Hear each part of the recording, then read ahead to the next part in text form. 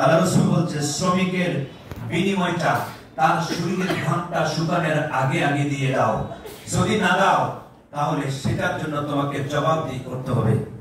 আমরা বিশ্বের বিভিন্ন দেশে আমাদের দেশের শ্রমিক ভাইরা যারা রিমিটেন্স যোদ্ধা আমরা বলে থাকি, আমরা সরকারের কাছে অনুনয় বিনয় করি, বিভিন্ন দেশে আমাদের শ্রমিক ভাইরা রক্তের বিনিময়ে ওই দেশে তারা কাজ করে, কিন্তু তাদের বিনিময়ে তারা পাচ্ছে না।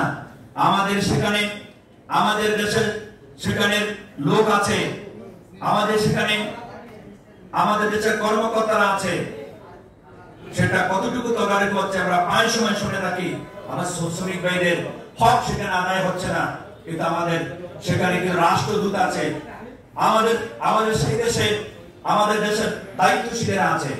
আমি অনুরোধ করবো এমন কোন দায়িত্বশীল যদি আজকের এই কনফারেন্সে থেকে থাকেন, আমাদের দেশের শ্রমিকদের বিনিময় সহ ওই বিশ্বে লক্ষ লক্ষ রেমিটেন্স যোদ্ধারা আজকে শ্রমের বিনিময় তারা এই দেশে অর্থ পাঠাচ্ছে, আর তাদের অর্থ দিয়ে আমাদের বাংলাদেশের অর্থের তালিকা শক্তি আজকে সরবরাহকৃত।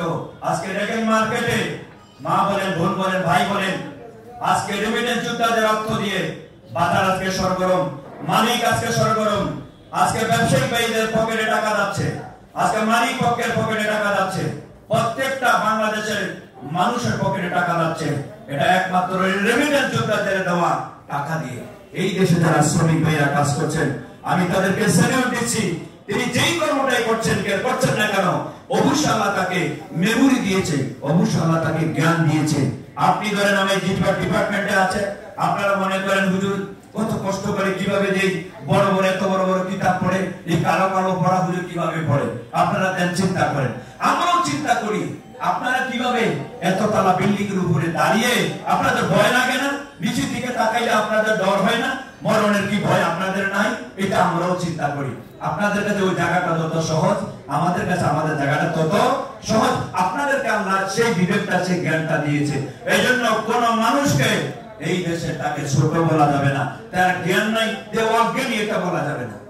একজন মুচি, সে একজন মানুষ, যদিও ভিন্ন ধর্মী হতে পারে, তাকে ইগনোর করার কোনো সুযোগ নাই, সেটা সে পারবে, আমি কিন্তু পারবো না এই কাজটা, এটা তার জন্য শিক্ষা।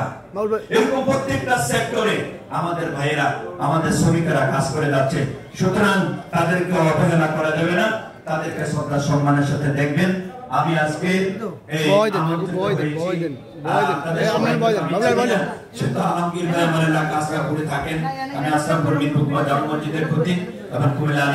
আমি শিক্ষক, তো ভাইয়ের সাথে প্রায় সময় আমার সাথে দেখা নামাজ পড়ে, এই জন্য ওনার দাওয়াত আমি পেয়েছি, আপনার মাধ্যমে উনি দিয়েছে। এই জন্য কেউ রাগ করবেন না যে আলমগীর ভাইয়ের নাম হুজুরে বলে যে আমাদের নাম বলবো না। আপনাদের সবাইকে তো চিনি না, আমাদের আমন্ত্রিত হয়েছে, সেজন্য আসছি। আপনাদেরকে আমি দোয়া করবো। আপনারা যারা যে জায়গায় অবস্থান করছেন, আমার একটা মেসেজ থাকবে, মালিকের সাথে সৌজন্য আচরণ করে। আপনারা, মালিক তো কিছুই বুঝে না, আমি মনে করি মালিক কিছুই বুঝে না। যত বুঝতে চায় মালিক, আসলে আপনাদের কাছে মালিক বুঝার কিছু নাই। মালিককে না ঠকিয়ে, শ্রমিকদেরকে না ঠকিয়ে আপনার প্রাপ্যটা আপনি মালিকের থেকে পরিপূর্ণভাবে বুঝে নেন, না মালিক যেন ঠকে, না আপনারা ঠকেন, এটা যেন না হয়। আল্লাহ রাব্বুল আলামিন খলিফাতুল মুসলিমিন ওমর করে পৃথিবীতে আর আসবে না। আজকের এই পৃথিবী বড় বড় নাজেহালে আছে, বিশেষ করে মুসলমানেরা বড় অবহেলাগ্রস্ত আছে, বিশেষ করে মুসলমানরা আজকে মাজলুম অবস্থায় আছে। একজন খলিফাতুল মুসলিমিন হযরত ওমর ফারুকের দরকার ছিল। আজকের একজন ওমরের অপেক্ষায় আমরা আছি, হযরত ইমাম মাহদীর অপেক্ষায় আমরা আছি। হয়তো আমরা দেখব না, আমার প্রজন্মেরা হযরত ইমাম মাহদীর সাক্ষাৎ পাবে, হযরত ওমর ফারুক দ্বিতীয় একজন ওমর হয়ে হযরত মেহেদী আসবে। সে পর্যন্ত আমরা অপেক্ষায় থাকতে হবে।